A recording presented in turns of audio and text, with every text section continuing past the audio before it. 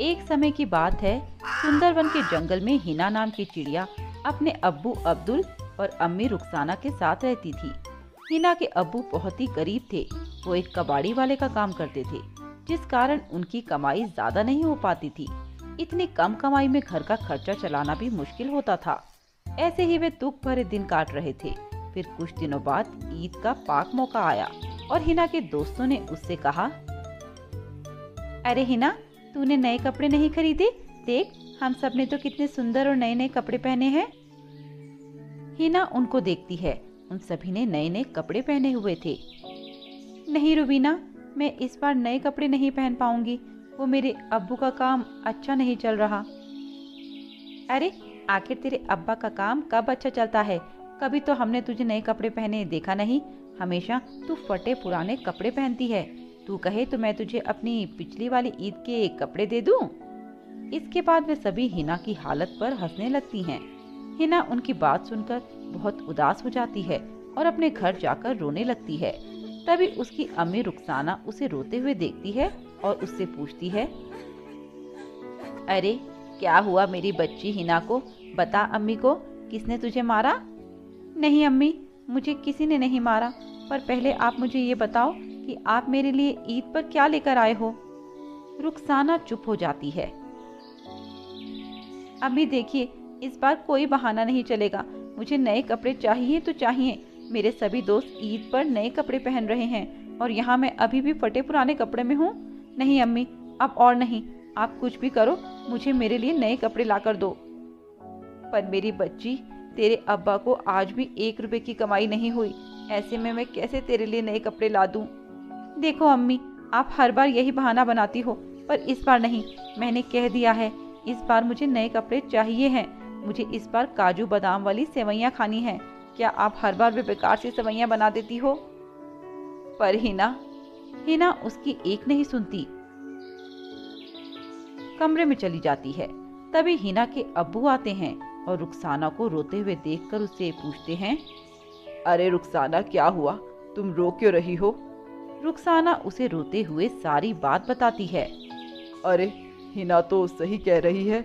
आखिर हमने कब से उसे नए कपड़े नहीं दिलवाए। बेचारी का मन तो करता होगा ना नए कपड़े पहनने का। पर हम क्या करें? हम कैसे उसे नए कपड़े दिलाएं? हमारे पास तो पैसे ही नहीं हैं। तुम चिंता मत करो, मैं अपनी साइकिल बेच दूंगा। उससे जो पैसे आएंगे उससे मैं अपनी बच्ची हिना के लिए नए कपड़े लाऊंगा। उसे मेला भी घुमाऊंगा। अजी, आप ये क्या कह रहे हैं? रुखसाना देखो, मुझे अब टोकना नहीं। मैंने एक बार तय कर लिया तो कर लिया। आखिर एक ही तो बच्ची है मेरी। मैं अगर उसके सपने पूरे नहीं कर पाऊंगा तो लानत है मुझ पर। इसके बाद अब्दुल वहां से चला जाता है और अपनी साइकिल बाजार में जाकर बेच देता है। अब मेरी बच्ची हिना बहुत खुश हो जाएगी कि उसके अब्बू ने उसके लिए नए कपड़े लाए। अब्दुल यह सोचते हुए जा रहा था कि रास्ते में एक रोती हुई औरत उसे मिली, जिसका पति बहुत बीमार था और उसे पैसों की सख्त जरूरत थी। हे अल्लाह, कुछ तो मदद कर। तू अपना कोई तो फरिश्ता भेज। इस दुनिया में क्या कोई नेक पाक बंदा नहीं? मेरे परवरदिगार आलम, इससे अच्छा तो तू मुझे अपने पास बुला ले। इस जिल्लत भरी जिंदगी से जीने से तो मरना ही अच्छा। वे औरत रो रो कर बुरा हाल कर रही थी। उसके पति की हालत बहुत नाजुक थी, पर कोई भी आदमी उनकी मदद के लिए आगे नहीं आ रहा था। इसीलिए अब्दुल ने आगे मदद की और उस जोया के पति को अस्पताल ले गया। अगर इन्हें आने में जरा सी भी देर हो जाती तो हम इन्हें बचा नहीं पाते। क्यों डॉक्टर साहब, क्या हुआ था इन्हें? उन्हें हार्ट अटैक हुआ था और वो भी बहुत सीरियस। बाकी अब दोनों उनसे मिल सकते हैं, वे खतरे से बाहर हैं। इसके बाद जोया और अब्दुल उनसे मिलने जाते हैं। जोया के पति की हालत अब पहले से अच्छी थी। भाईजान, मैं आपका जितना भी शुक्रिया करूं कम है। आप नहीं जानते, आपने मेरे सोहर को बचाकर मुझ पर कितना बड़ा एहसान किया। अरे नहीं बहन, ऐसा न कहो। नहीं भाईजान, मुझे कहने दीजिए। आजकल आप जैसे पाक दिल के आदमी मिलते कहाँ हैं? आपने ना सिर्फ मेरे शोहर को अस्पताल पहुंचाया, बल्कि आपने उनके इलाज के लिए पैसे भी दिए।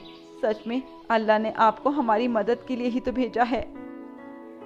अब्दुल भी उस शख्स की जान बचाकर बहुत खुश था। शाम होने वाली थी इसीलिए अब्दुल ने उनसे खुदा हाफिज कहा और वहाँ से चला गया। पर वो वहाँ से निकलकर अपने घर नहीं गया, बल्कि रास्ते में बैठ गया और सोचने लगा, मेरी बच्ची हिना मेरा इंतजार कर रही होगी कि उसके अब्बा उसके लिए नए नए कपड़े लाएंगे, उसे काजू बादाम वाली सेवइयाँ खिलाएंगे और मेला भी घुमाएंगे। पर जब उसे पता चलेगा कि उसके लिए मैं कुछ नहीं लाया तो वह कितनी उदास हो जाएगी। या अल्लाह, अब मैं क्या करूं? अब्दुल ऐसे ही बैठे रो रहा था कि तभी उसके कंधे पर किसी का हाथ पड़ा। अब्दुल ने जब मुड़कर देखा तो पाया कि ये तो जोया है, जिसने अभी उसकी मदद की थी। अरे भाईजान, आप ऐसे क्यों बैठे हुए हैं? अरे ऐसे ही जोया बहन, तुम बताओ, तुम यहाँ? अरे भाईजान, मैं तो अपने शोहर के साथ अपने ससुराल जा रही थी कि तभी आपको यहाँ देखा तो आपके पास आ गई। आप नहीं जानते भाईजान, मैं कितनी खुश हूँ। आज आपको पता है, ईद के इस पाक मौके पर मेरे ससुराल वालों ने मुझे और मेरे पति को अपना लिया, क्योंकि हमने उनकी इजाज़त के बगैर शादी की थी, तो इसीलिए उन्होंने मुझे और उन्हें घर से निकाल दिया था। पर आज जब उन्हें उनकी हालत के बारे में पता चला तो वे भागे भागे आ गए और अब वो हमें अपने साथ ले जा रहे हैं। और मैं आपको इस खुशी के मौके पर कुछ देना चाहती हूँ। और देखिए भाईजान, मना मत कीजिएगा, यह एक बहन का भाई को ईद का तोहफा है जिसे आपको कबूल करना ही होगा। ये कहने के बाद जोया उसे एक लिफाफा पकड़ा देती है और वहाँ से चली जाती है। उसके बाद अब्दुल जब वह लिफाफा खोलता है तो हैरान हो जाता है, क्योंकि उस लिफाफे में बहुत सारे पैसे थे, इतने कि उसने सपने में भी कभी इतने पैसे नहीं देखे थे। या अल्लाह, तू भी कमाल है। इसके बाद अब्दुल उन पैसों से अपनी बेटी हिना और अपनी बेगम रुखसाना के लिए बहुत सारे नए कपड़े और मिठाई लाता है, जिसे देखकर हिना बहुत खुश हो जाती है। आप नहीं जानते अब्बा, आप इस वर्ल्ड के बेस्ट अब्बा हैं। मेरे दोस्तों के पास भी इतने सुंदर सुंदर कपड़े नहीं होंगे जितने अब मेरे पास हैं। अब्बा, वैसे हम मेला भी चलेंगे ना? हाँ हाँ मेरी बच्ची। हिना अपने नए कपड़े पहनकर अपने अब्बा के साथ मेला देखने जाती है और मेले में भी खूब मजा करती है, झूला झूलती है, नए नए खिलौने खरीदती है और खूब सारी मिठाई खाती है। अब्दुल भी अपनी बच्ची की खुशी देखकर बहुत खुश था। इस प्रकार हिना गरीब चिड़िया की ईद इस बार बहुत अच्छी गई।